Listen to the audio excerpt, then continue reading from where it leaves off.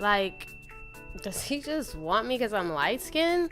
Like, am I supposed to be his little trophy chick? Krystal really has no idea. What, to be a trophy wife? That's goals. It sucks. Nobody wants me. It's harder. Y'all don't even know what it's like being light-skinned, being dark-skinned. I'm just trying to figure out who I am. I have to deal with my white side, trying to fit in, my black side trying to fit in, just figuring out where I fit in.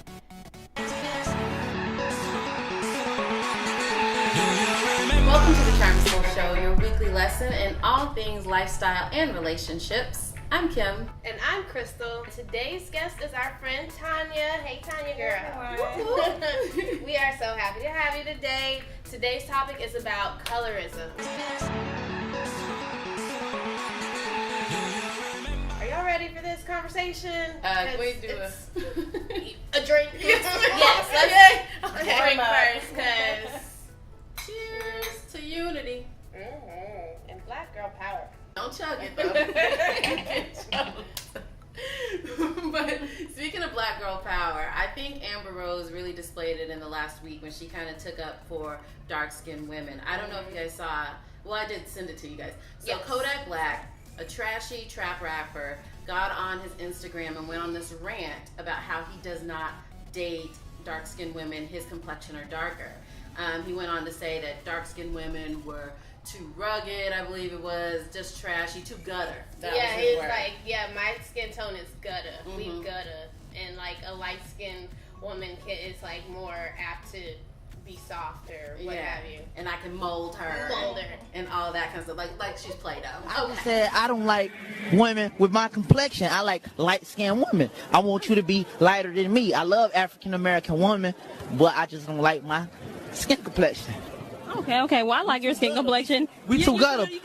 Black people, my complexion, we too gutter. Light-skinned women, they most sensitive, you know? There's some dark-skinned women out here sensitive. No, they too tough. They too tough. Was like, clap back. I know, sir, you're not going to talk about that, and just acknowledge the privilege she's experienced as a lighter-skinned woman, and how she always yearned to be darker and didn't realize why she was being picked on. Right. And it was just a beautiful thing for her to kind of speak towards feminism and unity, and it kind of just brought the topic about today, you know, about colorism and why it still exists here in 2017. Not only do we deal with like black and white, but we deal with, discrimination within our own culture and our own ethnicity. And I think that is definitely dividing us. So let's talk about the history of it all. Where did this come from?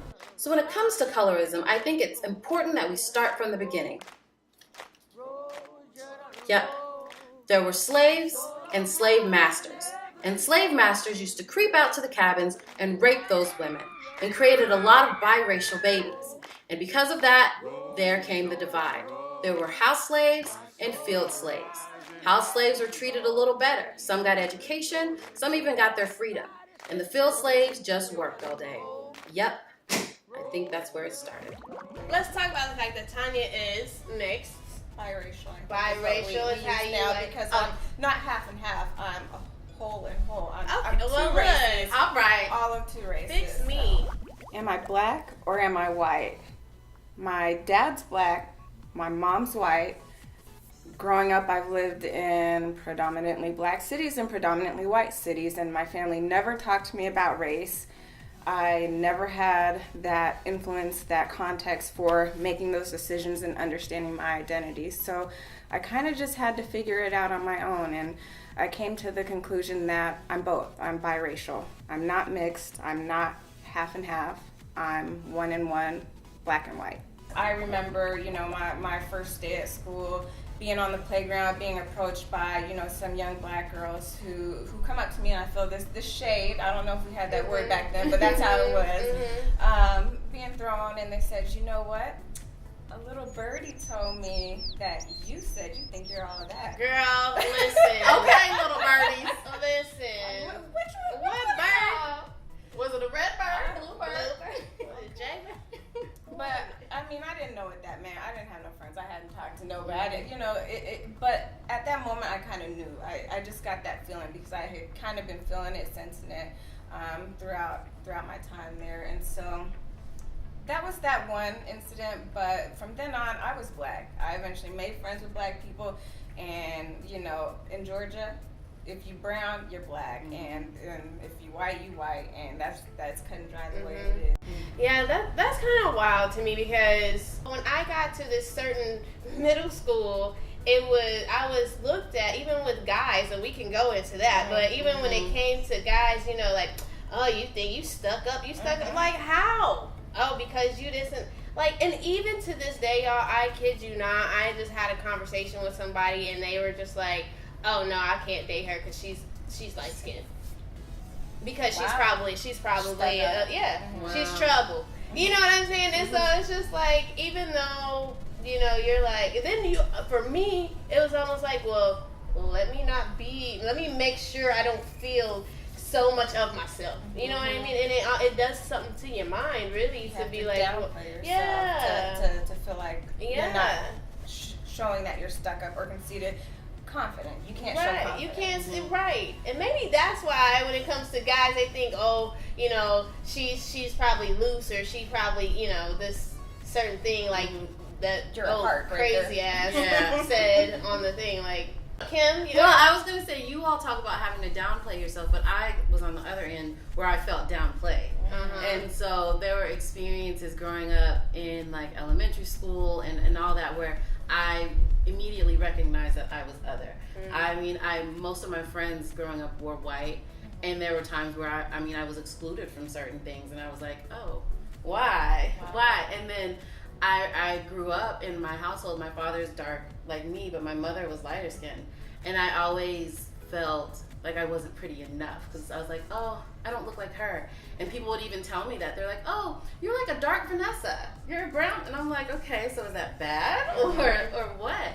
And I can remember there was a time, it was, I believe in 3rd grade. It was at the end of 3rd grade. I was like, that's it. I'm changing. I had watched Living Single, and I saw Kim Fields. I was like, oh, well, she looks lighter than she did when she was Tootie. So I was like, maybe when I grow up, I'm going to get lighter. You know, when you're a kid. I was like, okay. Yeah, you're going to make it happen. I was like, so I'm dirty. I just need to wash myself. So I decided at the end of the school year that I was going to take this summer to become light-skinned. I would shower every day and scrub and scrub and scrub, and then nothing. No change. Still dark-skinned. It's still beautiful. So I was like, I'm just gonna wash every day and all summer long do that, and then at the end I'm like, well, shit, no, I didn't change. I'm still the same. It's so true, and I hate that it continues even to this day. But then you have fools like this Kodak Jack Black Crack, whatever the hell his name is, that is saying these type of things. But you know what? That is what divides us, and especially as women. Right. So, I mean, even think about the entertainment world. I mean, think about Nicki Minaj or Little Kim.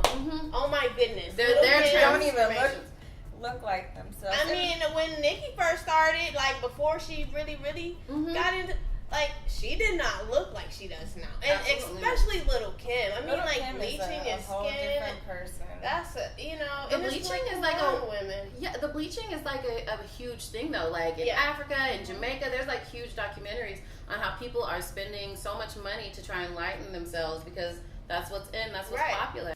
I've seen documentaries even in India. Yeah, the lighter the better. It's the same thing in why is white the stigma for the greatness and rich and smart and wealthy? Like, who said it? They did, because they conquered everybody's ways.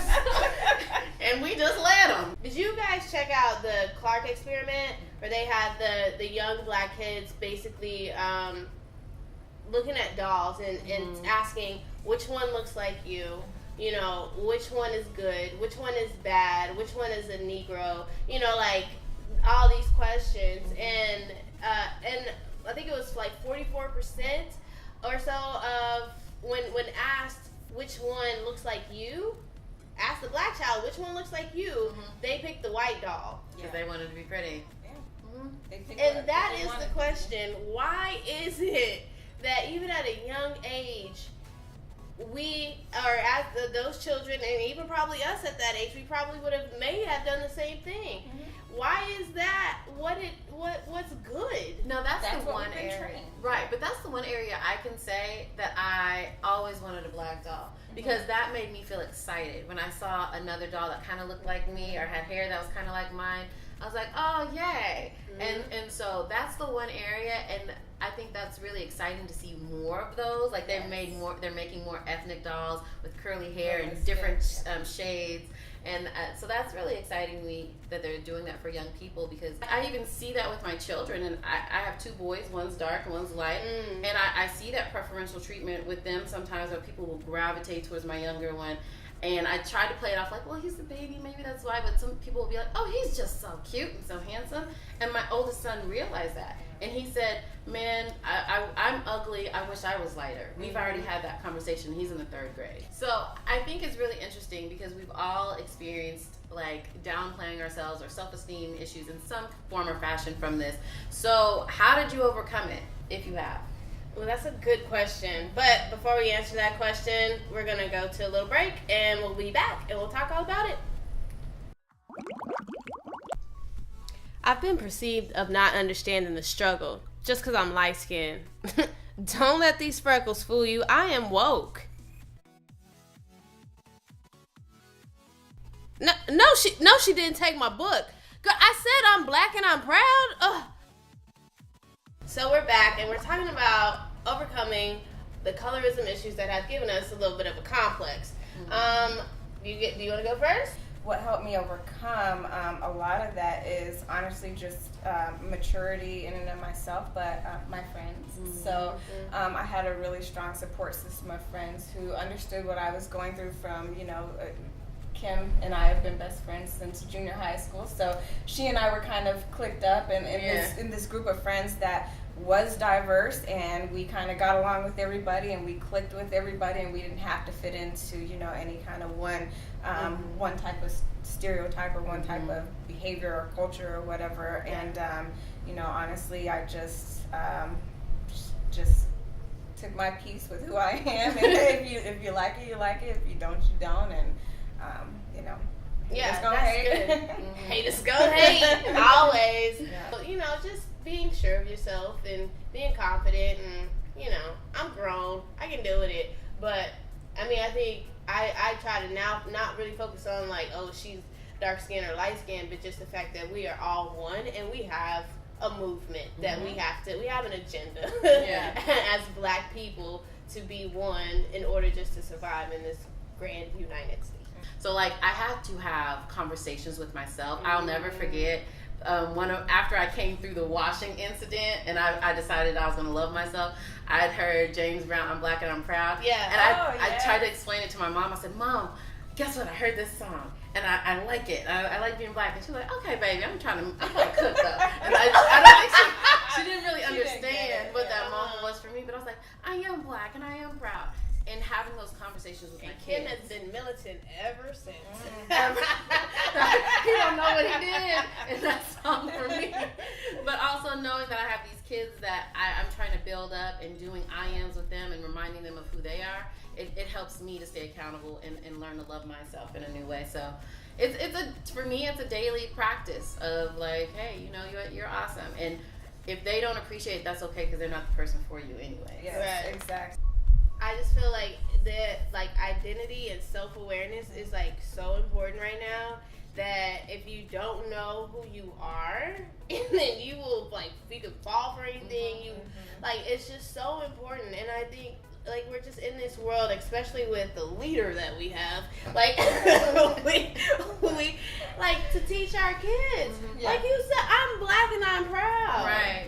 No matter if, whatever shade you are, and then we gotta get along, man. And I think you hit the nail on the head, and for me at least, that it's getting back to learning yourself, self-awareness, and building yourself up, and then building your sisters up, your brothers up, and not letting fools like Kodak Black and other people who want to carry on these stereotypes and these horrible atrocities or feelings towards how they view us. Like, I think it's important for us to just love each other and empower one another. Yeah. When we started, I think of it when we started building confidence in the natural hair movement. And all of a sudden, natural hair is beautiful. Men think natural hair is beautiful. They want a curly hair girl. We need to be doing that with all of the brown that we have, you know. And it's happening. I see it today. I mean, we are putting these beautiful black women on a pedestal who are darker skinned. And now a lot of men are out there singing about their brown skinned girls, their dark skinned girls, or, you know, and it's working. And we have to keep that momentum going. We can't let these young girls get lost and understand they melanin is popping. Yes. Hashtag melanin popping. My black is beautiful. My black is, you know, that's my favorite coffee mug. You know, I be drinking out of my black is beautiful all the time. So I want to hear from you all. Tell us about your experiences with light skin versus dark skin. Have you ever felt other? What are some challenges that you faced, and how did you overcome those? We want to hear from you in the comments below. Yes. Thank you guys so much for watching. Tonya, thanks so much for having me. We need to drink some more wine. Yes. And we are going to catch you guys next time. Make sure you like, comment, and subscribe.